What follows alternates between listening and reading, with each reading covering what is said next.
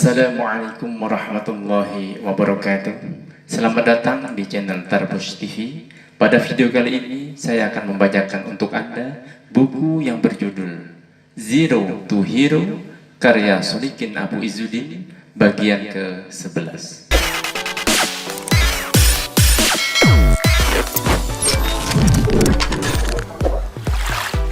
Memiliki visi, misi, persepsi, dan filosofi. Membuat visi besar. Visi membuat kita bergairah dengan pemahaman akan sumbangan khas yang dapat kita buat. Stephen R. Covey. Memiliki visi besar. Pribadi muslim yang visioner memiliki cita-cita besar. Dari cita-cita besar itulah orang akan berpikir besar untuk melakukan kerja-kerja besar. Al-Mutanabbi mengatakan, manusia dinilai berdasarkan perbuatan mereka. Kebesaran jiwa mereka yang menentukan karya besar mereka memang besar. Di mata orang-orang kerdil, masalah-masalah sepele menjadi besar. Bagi yang berjiwa besar, masalah-masalah besar terlihat kecil. Gatra, 4 Maret 1995. Imam Syafi'i mengatakan, kalau aku hidup, aku tak takut kehilangan makanan. Kalau aku mati, aku tak takut kehilangan makanan.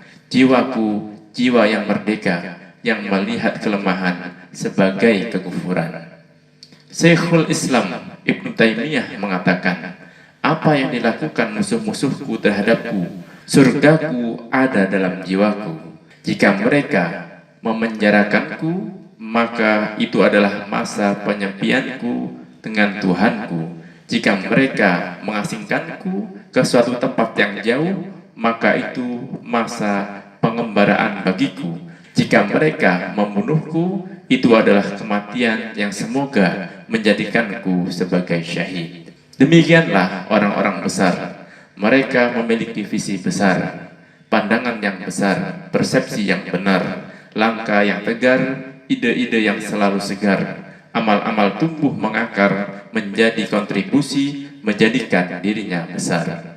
Seperti yang dikatakan Stephen R. Covey, visi membuat kita bergairah dengan pemahaman akan sumbangan khas yang dapat kita buat. Memiliki visi yang jelas sebuah keharusan agar langkah-langkahnya terukur, agar memperpanjang umur, agar amal solihnya subur, menjadikan kehidupannya teratur. Visi dibangun dari dasar pemikiran dan penggalian nilai-nilai besar yang diyakini. Visi adalah mimpi Anda akan hari depan yang dicita-citakan. Imam Syahid Hasan Al-Banna mengatakan, kenyataan hari ini adalah hasil dari impian kita kemarin. Kenyataan esok hari ditentukan oleh impian hari ini. Visi akan membuat hidup kita bergairah, karena visi ibarat mimpi untuk memupuk harapan, sehingga mampu melihat apa saja yang saat ini belum terjadi. Orang-orang visioner akan berpikir lebih cepat dari masanya. Dengannya, ia bisa mengusung keberanian, menepis ketakutan, menghilangkan keraguan. Asy-Syahid Sayyid Qutb mengatakan, sesungguhnya keberanian tidak akan mempercepat ajal yang telah ditetapkan. Demikian juga sikap pengecut tidak akan dapat memperlambat kematian apabila telah ditetapkan. Kekuatan visi sungguh luar biasa. Menurut penelitian, kata Satria Hadi Lubis menunjukkan bahwa anak-anak yang memiliki gambaran peran yang berorientasi pada masa depan berhasil lebih baik di sekolah dan lebih handal dalam mengatasi tantangan hidup. Tim dan organisasi yang memiliki pemahaman yang kuat mengenai suatu misi tidak akan mewujudkan misinya tanpa kehadiran visi. Karenanya Rasulullah SAW menggariskan visi dasar seorang muslim menjadi muslim yang soleh, yang berguna bagi dirinya dan tidak menimbulkan kerusakan atau kerugian bagi sekelilingnya. Ini minimalnya seorang muslim. Orang muslim adalah orang yang menyelamatkan orang muslim lain dari kejahatan lidahnya dan tangannya. Hadis riwayat Muslim. Dalam kacamata tarbiyah, ia berada dalam tahap salihun li nafsih, soleh terhadap dirinya. Dalam kacamata ukhuwah, ia adalah salamatus sadr, yakni bersihnya hati, dari kedengkian terhadap saudaranya. Adapun visi unggul seorang muslim adalah memberdayakan kesolehan dirinya menjadi kesolehan sosial yang bermanfaat, menghidupkan. Jadilah pribadi mukmin yang kuat, karena kekuatannya banyak memberi manfaat. Rasulullah SAW bersabda, seorang mukmin yang kuat lebih baik dan lebih dicintai Allah daripada seorang mukmin yang lemah, dan pada diri masing-masing dari keduanya terdapat kebaikan. Bersungguh-sungguhlah dalam meraih apa yang bermanfaat bagimu, mohonlah pertolongan kepada Allah, dan jangan merasa lemah. Jika sesuatu menimpahmu, maka janganlah kamu mengatakan, seandainya aku melakukan begini, niscaya akan begini dan begini. Akan tetapi katakanlah, Allah telah mentakdirkan hal itu, dan apa yang dikehendakinya pasti akan terjadi. Karena sesungguhnya perkataan seandainya akan membuka perbuatan setan. Diriwayatkan Muslim dari Abu Hurairah radhiyallahu anhu.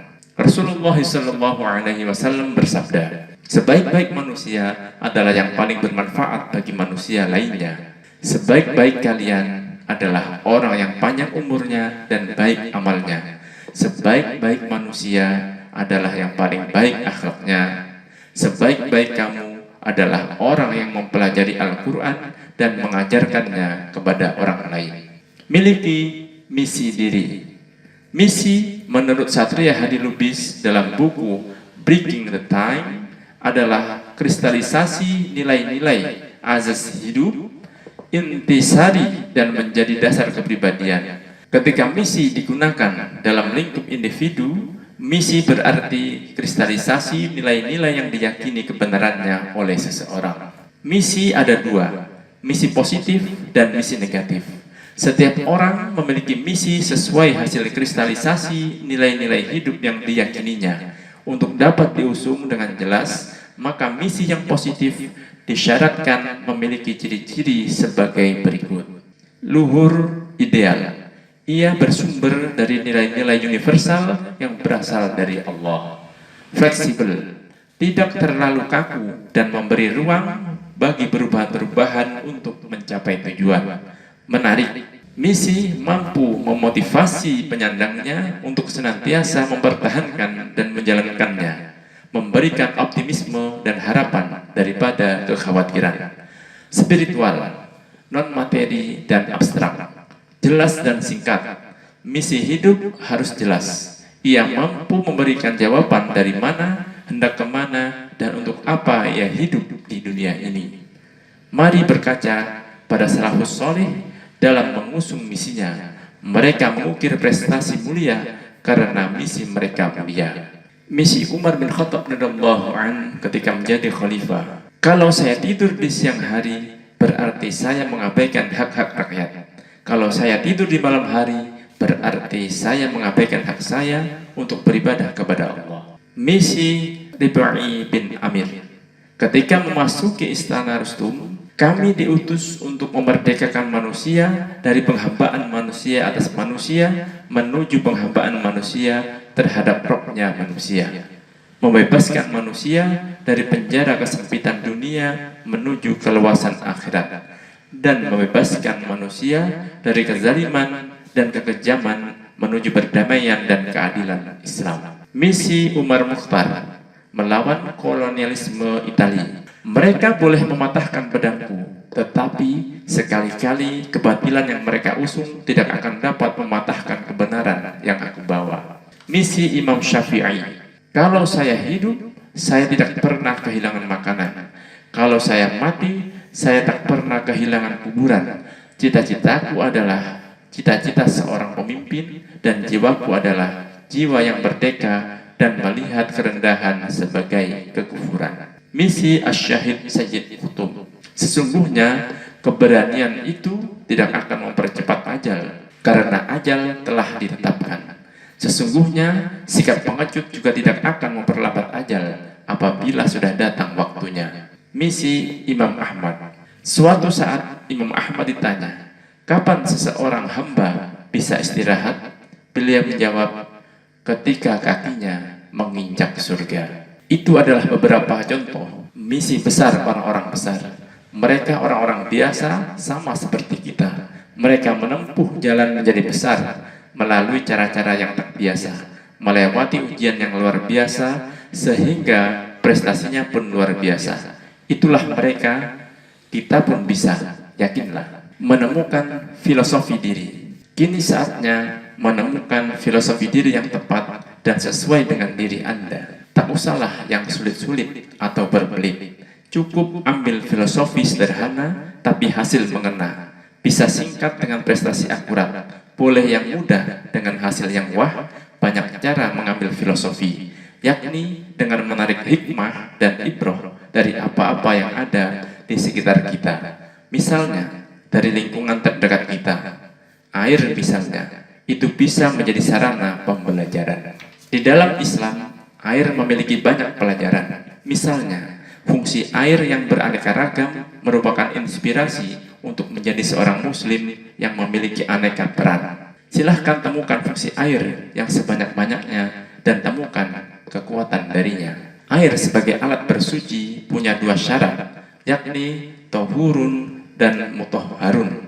Menurut Ustadz Anwar Jufri LC dalam tausiahnya di Masjid Nurul Huda UNS saat menafsirkan surat Al-Asr, seorang muslim memiliki dua dimensi seperti air, yakni tahurun dan mutahharun, suci lagi mensucikan.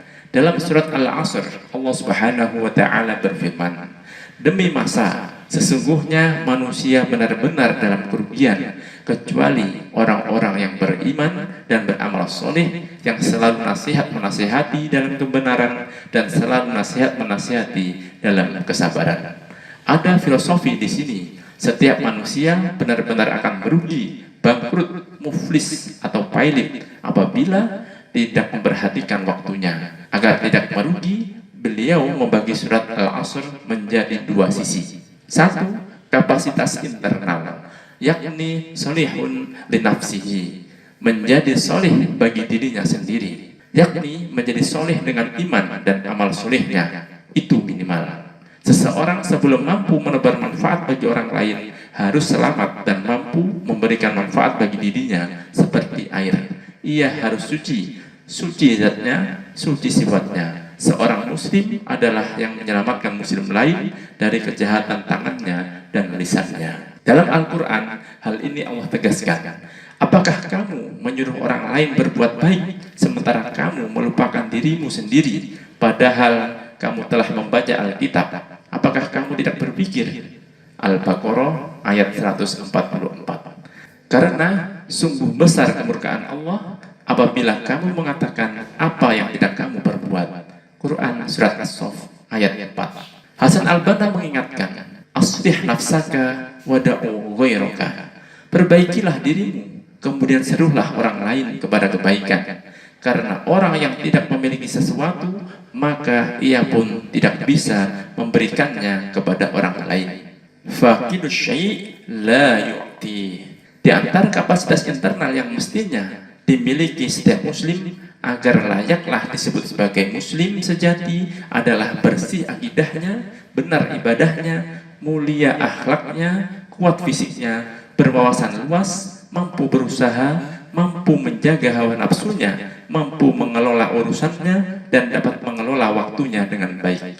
Adapun secara aplikatif ini berarti menjadi muslim yang kokoh dan mandiri, senantiasa dinamis dan kreatif, punya spesialisasi di bidangnya dan berwawasan luas pandangan, sehingga tidak membebani orang lain tapi mampu tegak dan tegar di jalan yang dipilihnya. Dua, kapasitas eksternal, yakni nafi'un li ghairihi, yakni memberikan manfaat bagi orang lain.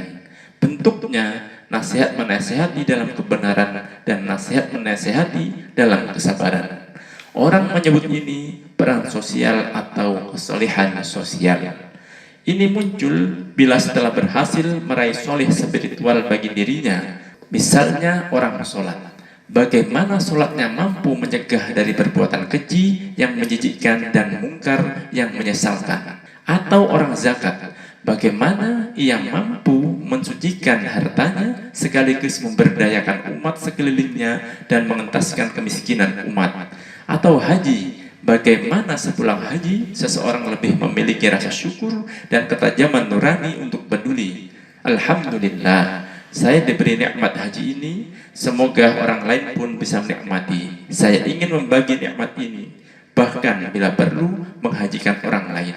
Itulah karakter muslim yang muslih, mampu memperbaiki keadaan dan menghadirkan perubahan.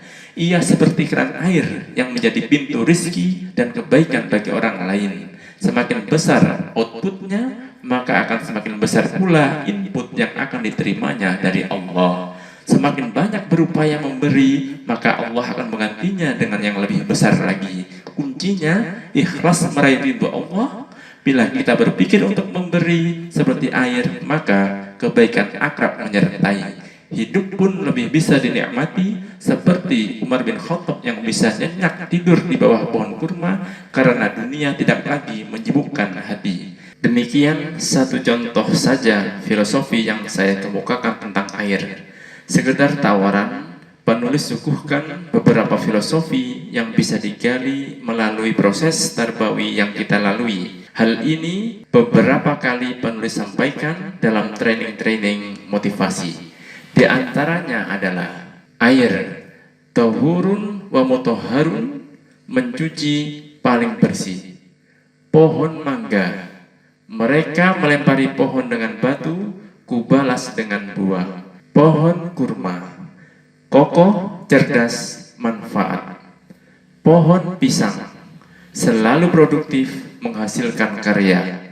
Pohon pepaya, never die, dibunuh tumbuh. Pohon jati, lurus, terbentuk dalam lingkungan baik. Batu bata, seleksi, proses, baik, siap ditata. Lebah, tegas dalam prinsip, simpatik dalam penampilan. Magnet, menebar pengaruh kebaikan. Lahan tidur, optimalkan dirimu, jangan tidur melulu. Energi listrik, pancarkan energi. Sepak bola, siap jadi anggota tim yang solid, cermat, strategik. Semut, komunitas yang solid, terkomando dengan baik. Ulat jadi kubu, perubahan butuh proses, puasa dan pengorbanan. Burung, tawakal, berusaha keras mencari rizki Allah. Mencuci baju, bersihkan tangan untuk mampu bersihkan pakaian. Sepeda motor, siap menjadi komponen dalam kerja tim.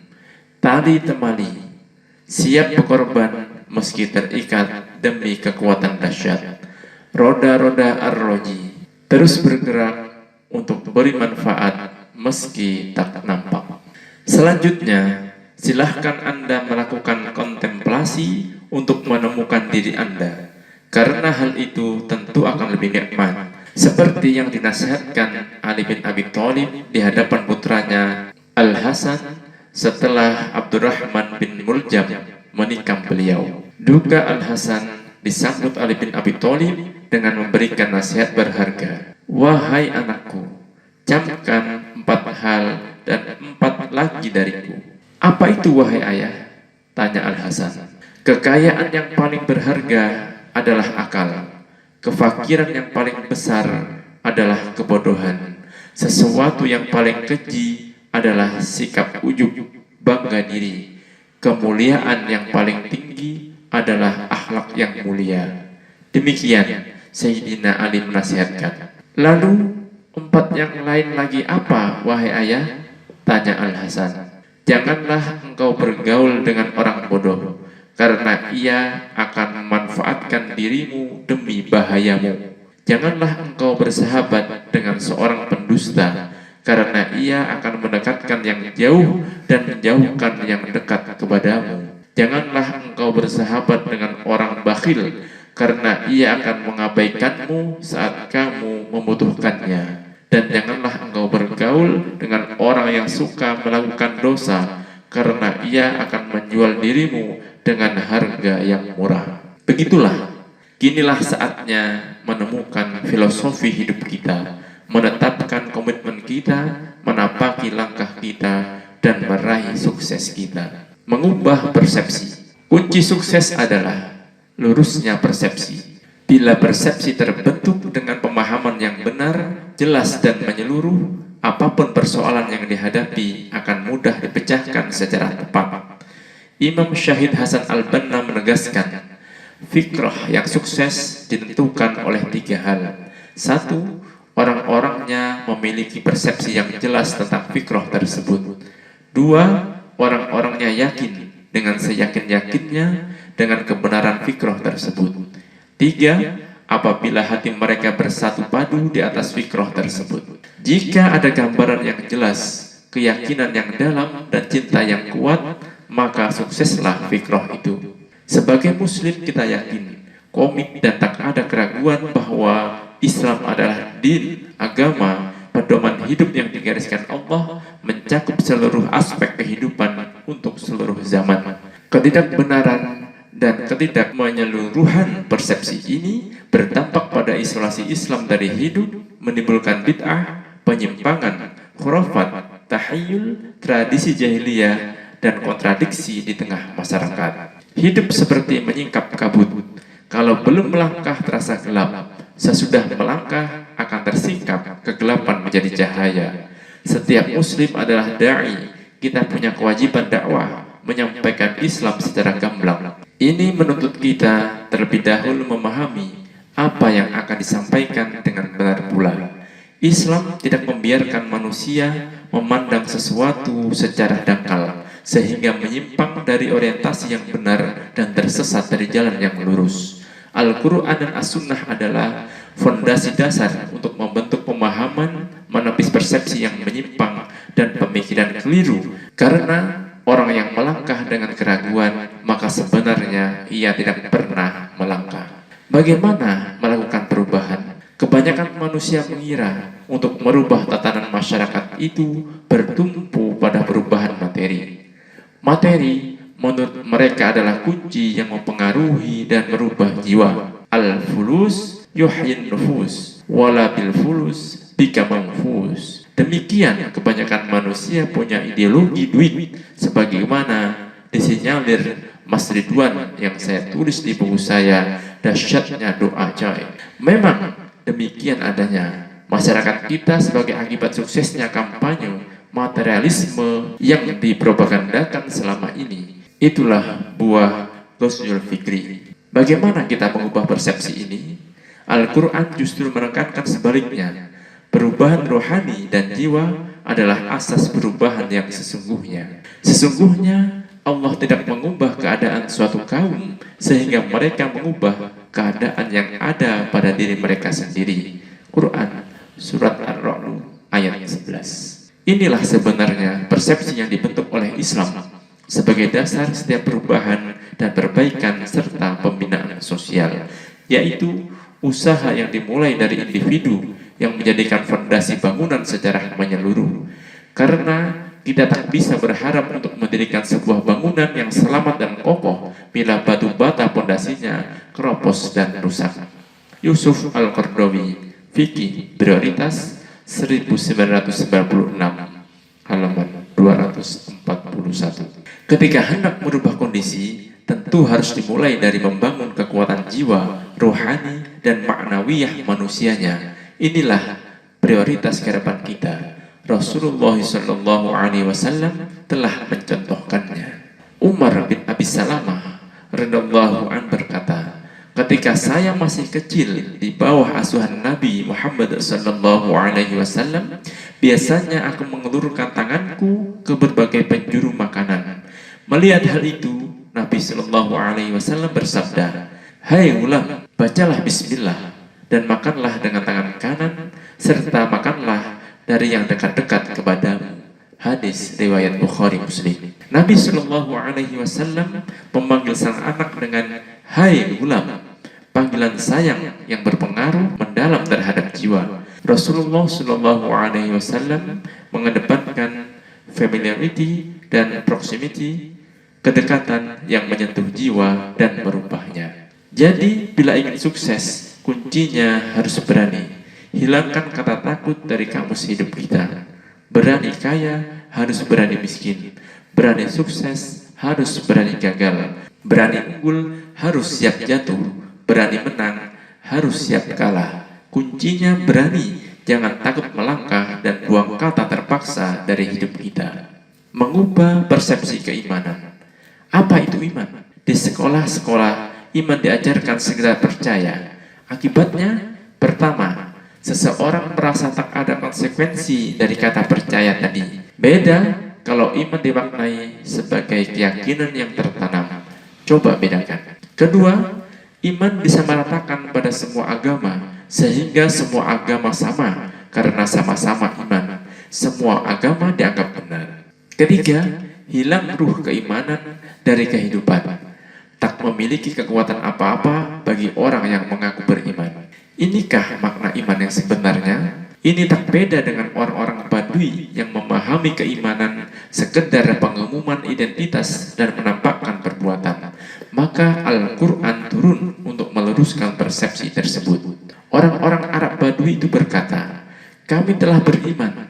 Katakanlah kepada mereka, "Kamu belum beriman, tapi katakanlah, kami telah tunduk berislam karena keimanan belum masuk ke dalam hatimu." Quran Surat Al-Hujurat ayat 14. Menurut Asy-Syaikh Sa'id Hawa, pengamalan Islam atau pelaksanaan ajaran Islam berbeda dengan iman dalam hati nurani. Dan di sini pula kita mendapatkan perbedaan antara Islam dan iman. Jalan Ruhani 1995 halaman 33. Rasulullah Shallallahu Alaihi Wasallam pernah mengajarkan iman dan Islam kepada para sahabat Nabi bersama malaikat. Malaikat sebagai murid bertanya kepada Rasulullah Shallallahu Alaihi Wasallam sebagai guru seputar masalah hakikat Islam, iman, dan ihsan hari kiamat. Ini bisa dilihat dalam hadis kedua dalam Arba'in An-Nawawi. Persepsi iman harus dibangun untuk sukses dunia akhirat. Menurut Syekh Yusuf Al-Qaradawi, iman adalah kepercayaan yang meresap ke dalam hati dengan penuh keyakinan, tidak bercampur syak dan ragu, serta memberi pengaruh sebagai pandangan hidup, tingkah laku, dan perbuatan sehari-hari. Jadi iman bukanlah semata-mata ucapan lidah, bukan sekedar perbuatan, dan bukan pula hanya merupakan pengetahuan tentang rukun iman. Iman dan Kehidupan 1983 halaman 25. Nabi Shallallahu Alaihi Wasallam menjelaskan bahwa hakikat iman sebagai aplikasi keyakinan yang mendalam dalam amal perbuatan yang benar. Iman itu bukanlah angan-angan dan bukan pula perhiasan lahir, akan tetapi keyakinan yang tertanam dalam hati dan buktikan oleh amal perbuatan. Hadis riwayat Ibnu Najjar dan Dailami. Iman tidak berhenti pada tataran definitif atau konsep, tetapi lebih kepada nilai dan kekuatannya dalam kehidupan. Ia direfleksikan secara aplikatif. Iman dalam menghadapi problem ekonomi, politik, kemasyarakatan, pendidikan, dan sebagainya. Ada beberapa metode Rasulullah Shallallahu Alaihi Wasallam dalam membangun persepsi iman secara benar. Satu, menjadikan qudwah hasanah di antara mereka, sehingga aktualisasi iman tergambar jelas dalam kepribadian. Dua, mengaitkan hakikat iman dengan ibadah serta terwujud nyata dalam akhlak mulia. Bila kita teliti dalam hadis, beliau biasa menyebutkan dengan la yu'minu ahadukum, tidak sempurna iman salah seorang di antara kamu. Man kana yu'minu billahi wal yaumil akhir, barang siapa beriman kepada Allah dan hari akhir, atau bahkan dengan menajamkannya dengan redaksi wallahi la yu'min, wallahi la yu'min, wallahi la yu'min. Demi Allah tidak beriman, demi Allah tidak beriman, demi Allah tidak beriman. Diulang sampai 3 kali untuk menegaskan pentingnya atau bahayanya. 3. Pengulangan. Beliau sering mengulang-ulang penegasan keimanan di berbagai peristiwa dan kesempatan. Setiap momen dimanfaatkan Rasul untuk menyampaikan pesan iman. Silahkan teliti. Banyak hadis dengan inti sama namun berbeda redaksi karena diriwayatkan oleh banyak jalur atau sanad, sandaran para periwayat dalam ilmu hadis. 4. Pengingatan yang terus-menerus. Beliau senantiasa memantau aktivitas para sahabat dan menanyakan kondisi keimanan mereka. Bahkan beliau ikut terjun dalam kancah kehidupan seperti di pasar, di jalan, dan berbagai kondisi. 5. Banyak berinteraksi dengan lebih banyak orang sehingga dapat merasakan suka duka dan fluktuasi iman. 6. Mengenali karakter, titik kesamaan dan perbedaan. Titik kesamaan berfungsi untuk memberikan arahan dan mampu menyikapi perbedaan agar interaksi terjalin harmonis. Wallahu a'lam bishawab. Wassalamualaikum warahmatullahi wabarakatuh.